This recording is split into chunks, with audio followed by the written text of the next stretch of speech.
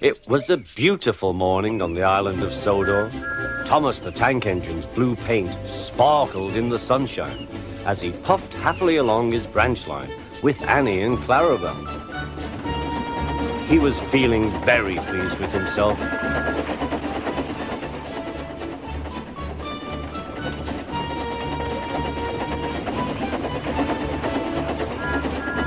"Hello, Thomas," whistled Percy. "You look splendid." "Yes, indeed," boasted Thomas. "Blue is the only proper color for an engine." "Oh, I don't know. I like my brown paint," said Toby. "I've always been green. I wouldn't want to be any other color either," added Percy.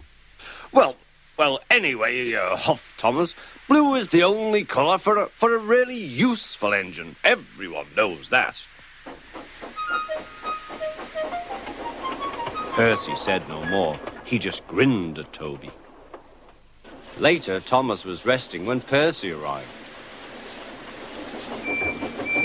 A large hopper was loading his trucks full of coal.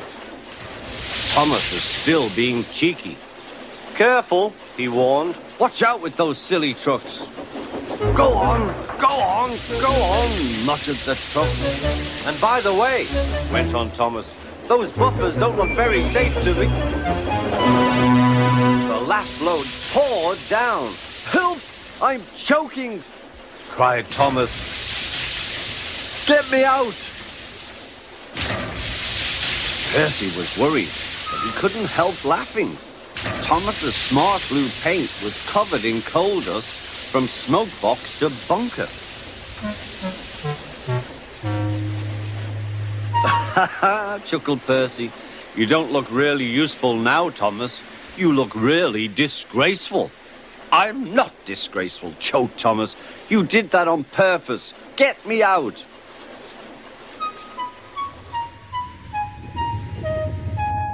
It took so long to clean Thomas that he wasn't in time for his next train. Toby had to take Annie and Clarabel. "Poor Thomas," whispered Annie to Clarabel. They were most upset.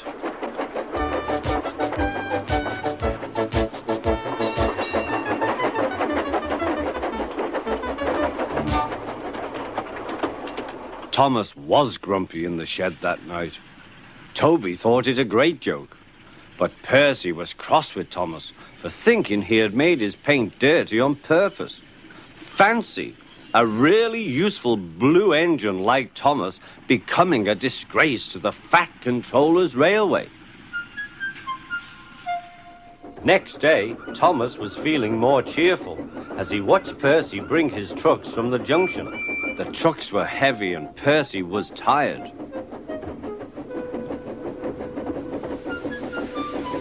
"Have a drink," said his driver, "then you'll feel better." The water column stood at the end of the siding with the unsafe buffers. Suddenly, Percy found that he couldn't stop. The buffers didn't stop him either. "Oh!" wailed Percy. "Help!" The buffers were broken and Percy was wheel-deep in coal. It was time for Thomas to leave. He had seen everything. "Now Percy has learned his lesson too," he chuckled to himself.